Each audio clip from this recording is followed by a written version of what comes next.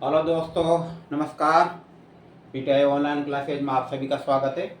और आज जो हमारा जो टॉपिक है वह पहले आपको पता होगा, हमने जो चैप्टर 7 तक स्टडी की थी। इसका नाम था ह्यूमन एक्सक्रीटरी सिस्टम, यानी कि मानव उत्सर्जन उत्सर्जन तंत्र, मानव उत्सर्जन तंत्र। और इसमें हमने काय का अध्ययन किया था। एक तो मानव के उत्सर्जन तंत्र का, उत्सर्जन तंत्र का आपको इसमें रिपीट कर देता हूं मैं। तो मानव उत्सर्जन तंत्र में हमने पहले स्टडी की थी वृक्क, दूसरी वृक्क नलिका यानी मूत्रवाहिनियां, वाहिनियां,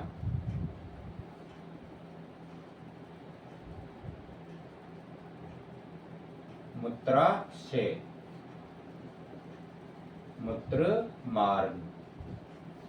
तो ये टॉपिक जो थे हमारे पहले स्टडी में शामिल थे और हमने इसकी पूरी संपूर्ण संरचना का अध्ययन किया था। किसकी? वृक्क की। वृक्क को क्या कहते हैं? किडनी कहते हैं। इसको गुर्दे भी कहा जाता है। तो इसमें चल रहे पर हम जो बाद में स्टडी करेंगे, एक तो मूत्रवाहिनियों की, एक मूत्राशय की और मूत्रमार्ग की। ये चैप्टर उसमें शामिल है जिसमें से, और आपको ये पता है हम जो है वही टॉपिक ले रहे हैं जिसमें से क्वेश्चन आते हैं। तो इसमें हम स्टडी कर रहे हैं आगे वृक्क में। और वृक्क में एक महत्वपूर्ण संरचना है। वृक्क का जो निर्माण होता है वो किससे होता है? वृक्क नलिकाओं से। वृक्क का निर्माण किससे होता है? वृक्क नलिकाओं से। तो यूं मानिए, वृक्क की या उत्सर्जन की संरचनात्मक और जो क्रियात्मक इकाई है उसे क्या कहते हैं? वृक्क नलिका।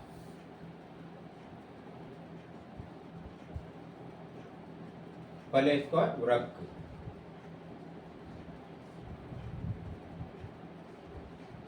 उत्सर्जन, क्या मान लो वृक्क या उत्सर्जन, दोनों में से आ सकता है। वृक्क या उत्सर्जन की संरचनात्मक, वृक्क या उत्सर्जन की संरचनात्मक व क्रियात्मक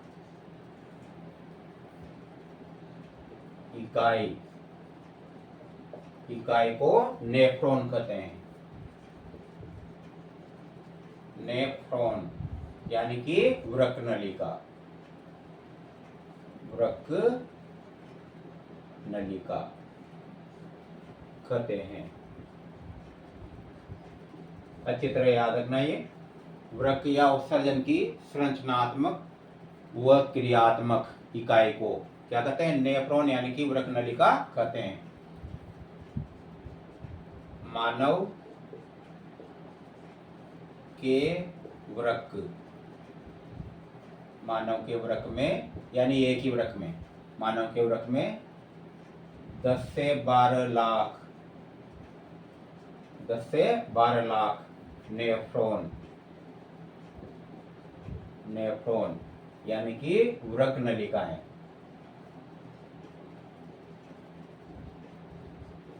वृक्क नलिकाएं पाई जाती है।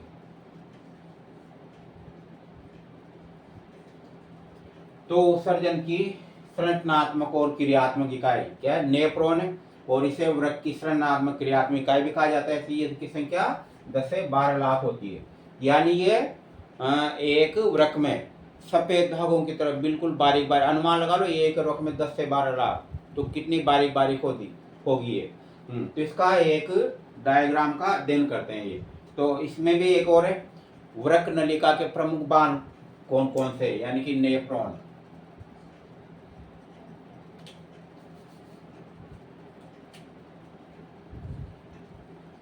यहाँ से ऊपर से लेते हैं इसको ताकि उसका डायग्राम भी आ जाएगा।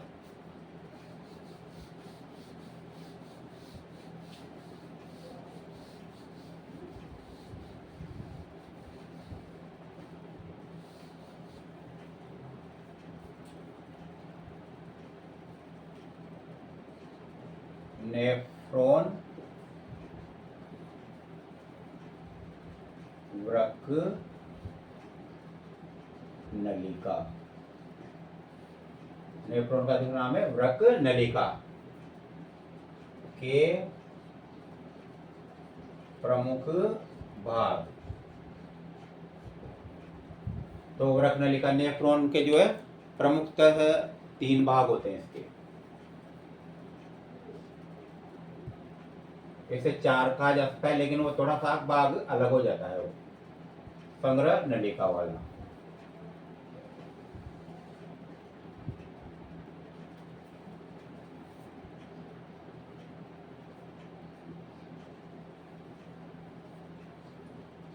मुख्यतः 3 ही होते हैं, लेकिन वो उससे जुड़ा रहता है, इसलिए उसको इसी का भाग कहा भी जा सकता है। तो पहला जो इसका भाग है मेल पीजी का है, मेल पीजी काय या मेल पीजी कोष भी कहते हैं, मेल पीजी कोष। और दूसरा जो भाग है वह ग्रीवा। तीसरा जो भाग होता है वो होती है स्रावी नलिका, स्रावी नलिका। और 1, 2, 3 और चौथा भाग है संग्रह नलिका, संग्रह नलिका, यानी जिसमें सभी जो नेफ्रॉन होते हैं सभी वृक्क नलिकाएं उसमें जाकर के खुलती है। इसका देखिए पहले इसका अच्छी तरह समझना। ये अभिवाही धमनी आती है ये, और यहाँ पर जो है ये प्याले नुमा एक संरचना होती है।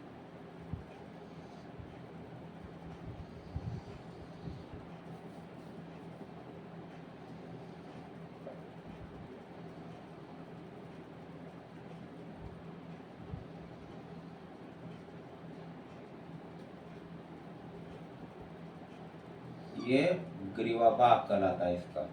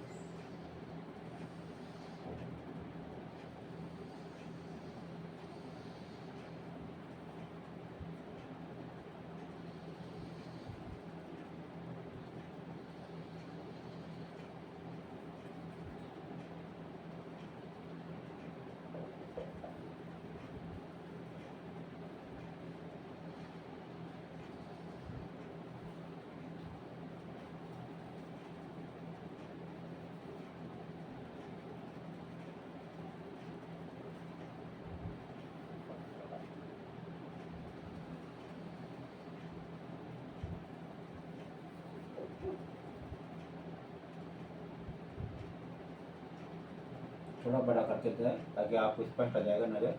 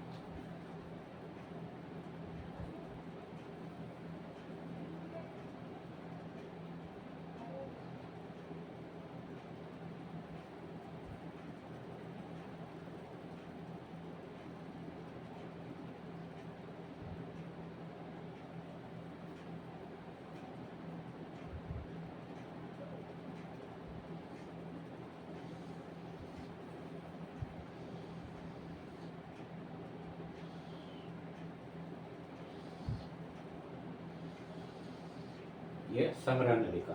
तो इसमें संग्रह नलिका में कहीं जो और भी आते हैं ना वृक्क नलिकाएं, वो सब आकर के खुलती है इसमें।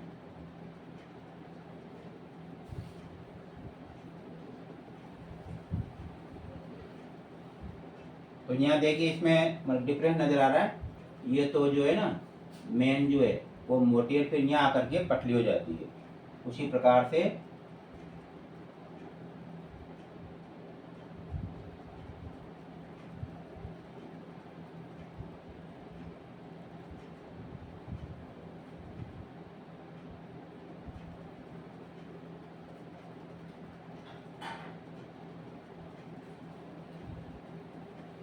ये होती है अभिवाही धमनी।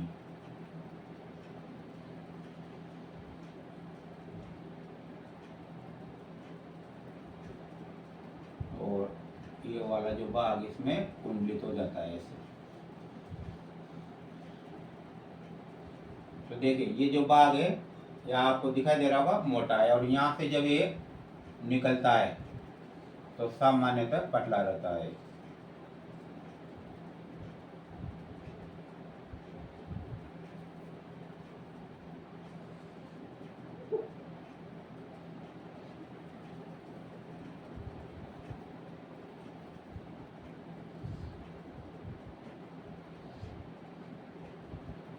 तो इसमें अंतर है। इसके द्वारा ब्लड आता है और इसके द्वारा यहाँ से जो आप देख रहे हो घूम करके इसमें से ब्लड जाता है।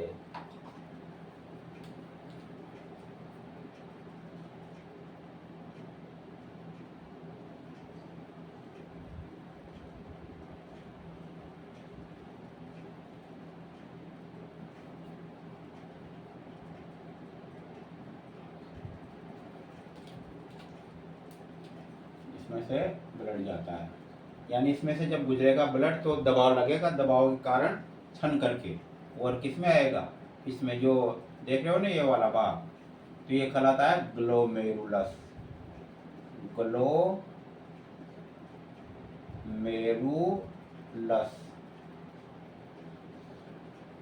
ग्लोमेरुलस और इसको कहते हैं बोमेन संपुट। बोमेन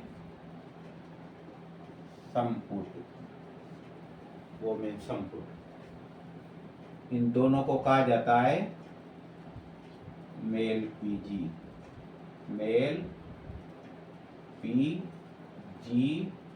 काय। मेल पीजी काय या मेल पीजी कोष भी कहते हैं। याद रखना एक ही मेल पीजी काय या मेल पीजी कोष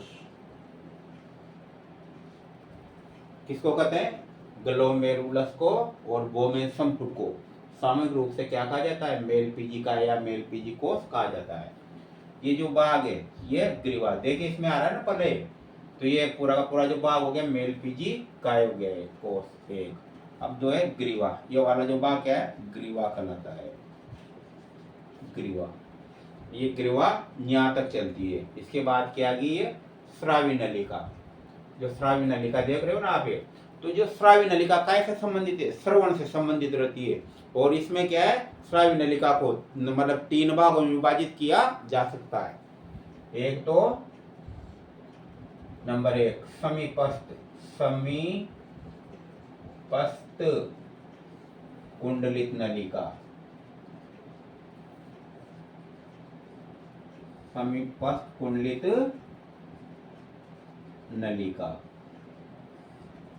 दूसरा हेनले लूप।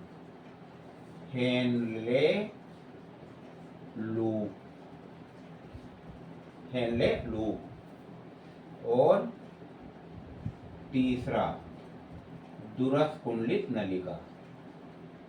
दूरस्थ कुंडलित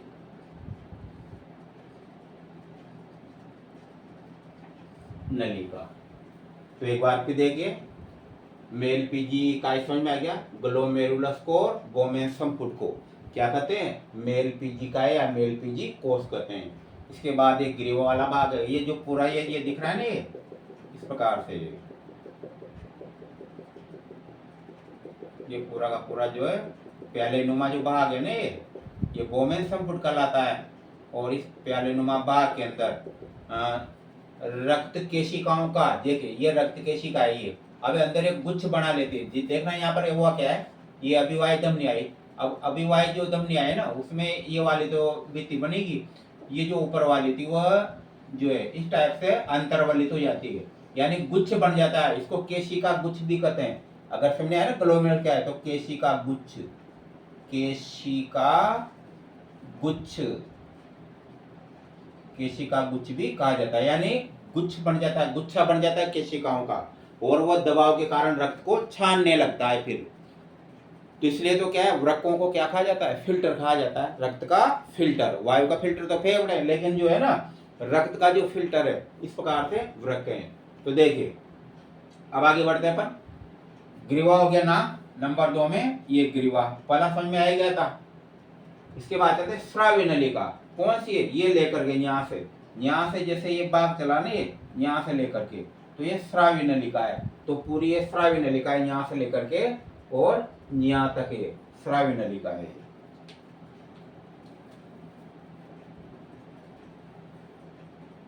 ये अब जो श्राव्य नलिका है, इसको 3 भागों में विभाजित किया जा सकता है। तो समीपस्थ कुंडलित नलिका, तो ये जो देख रहे हो ना आप, ये समीपस्थ कुंडलित नलिका है। ये यहाँ से लेकर के ये भाग है ना, ये तो ये नामांकित कर देते हैं यहाँ पर। ये समीपस्थ, समीपस्थ कुंडलित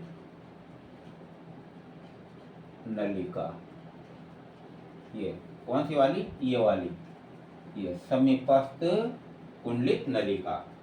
और उसके देखिए आगे समीपस्थ कुंडलित नलिका, समीपस्थ वाले पास वाली, कुंडलित हो रही है हेनले लूप। हेनले लूप में भी 2 भाग हैं हेनले लूप के, एक तो होती है अवरोही भुजा और एक आरोही। तो ये जो देख रहे हो ना आप, ये अवरोही भुजा है, ये वाली, ये अवरोही भुजा, ये अवरोही भुजा है, ये वाली, ये है आरोही भुजा, आरोही भुजा। अवरोही का मतलब जो रोके, मतलब अवशोषित करे। आरोही का मतलब जो आसानी से जाने दे। तो जो आरोही और जो अवरोही भुजा है, इसके बीच वाला जो स्थान है, जो पटली हो जाती है, तो ये कहलाता है हेनले लूप, हेनले लूप।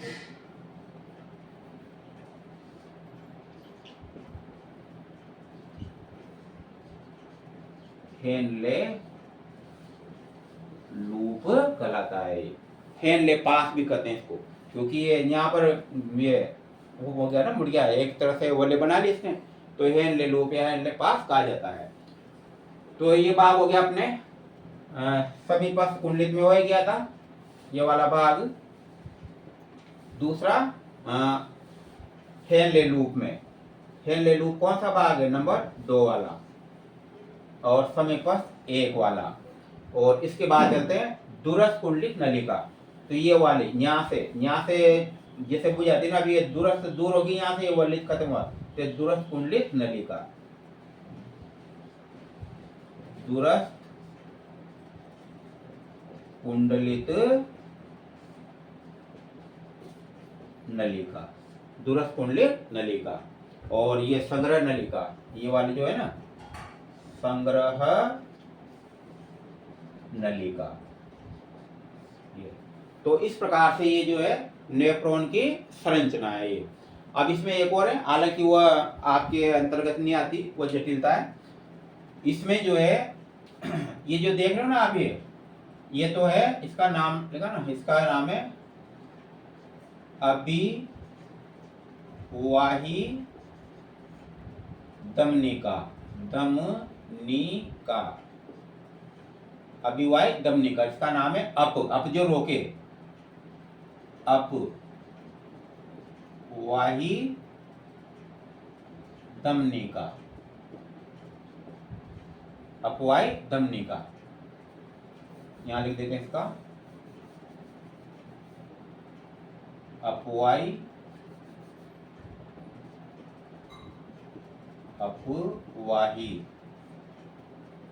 धमनिका, इसको पहले बताया था केशिका गुच्छ।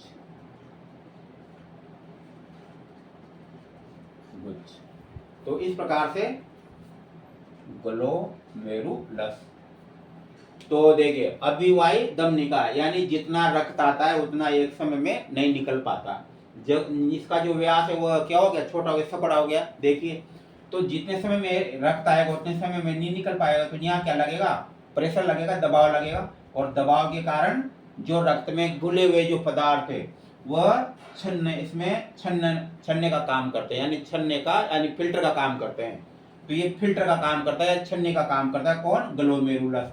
और छन करके कहाँ जाते हैं, ये इसमें आ जाते हैं, जो देख रहे हो ना बोमोन संपुट, ये प्याले नुमा भाग इसमें आ जाते हैं, यानी ये वर्णनलिका का भाग, फिर धीरे धीरे इसमें से गुजरते हैं। तो इस प्रकार से 3-4 चीजें याद ना, क्वेश्चन जो इसमें से कौन कौन से बनते सामने स्पष्ट है। तो इस प्रकार से इसमें से कौन किसका भाग है ना, तो इसके अंतर्गत ये आते हैं स्टडी में। तो वृक्क नलिका उत्सर्जन की यानी कि नेफ्रॉन या वृक्क नलिका उत्सर्जन की संरचनात्मक क्रियात्मक इकाई होती है। इसको क्या कहते हैं, वृक्क की संरचनात्मक क्रियात्मक इकाई भी कहते हैं। और ये एक वृक्क नलिका जो होती है उसके 3 भाग होते हैं, मेलपीजी कोष, ग्रीवा और स्रावी नलिका। कभी कभी इसको चौथा भाग भी कहा जाता है क्योंकि उससे जुड़ी, हालांकि देखो ये थोड़ा सा अलग होगी लेकिन जुड़ी से रही है, तो इसको भाग तो नहीं माना जाता लेकिन इससे जुड़ी रहती है सग्र नलिका। मुख्यतः तो 3 भाग ही है जो इसकी संरचना में सम्मिलित होते हैं। ये बता दें मेलपीजी जो कोष है, तो मेलपीजी कोष किससे मिलकर बना होता है, ग्लोमेरुलस और बोमेन संपुट से मिलकर के बना होता है। तो इस प्रकार से सारी संरचना आपको ये बता दी, और बाकी इसमें से कौन कौन चीजें नोट करानी, कल आपको जो है ना इम्पोर्टेंट जो इसमें से बनने वाले क्वेश्चन है वो कल नोट कराऊंगा।